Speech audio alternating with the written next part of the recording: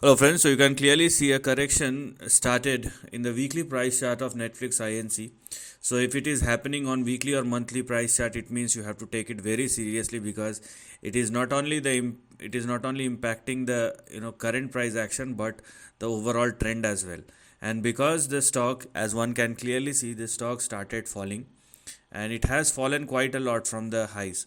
So you have to take this move a bit more seriously, and from the highs it has already corrected 30%. So a correction of 30% has already pushed Netflix into a bear market territory.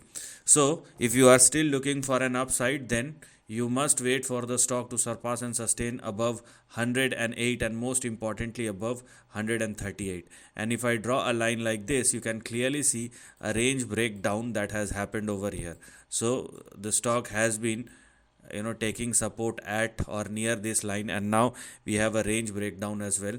So because we now have a correction which is going on, the next big potential support level, which is now active, let me show it to you.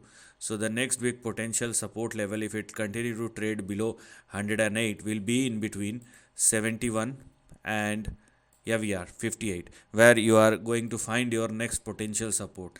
The big challenges, or the big challenge will resume if the stock falls below 58, because technically if it takes support somewhere in between 58 and 71, then it is fine.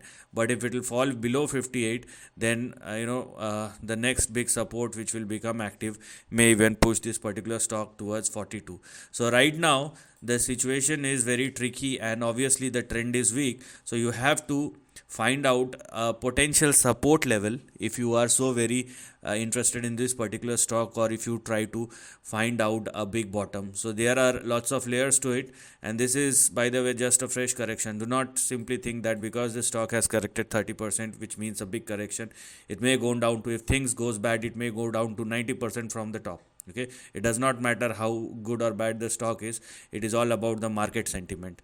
So be aware and stay alert. So this is the end of the video. Thanks for watching.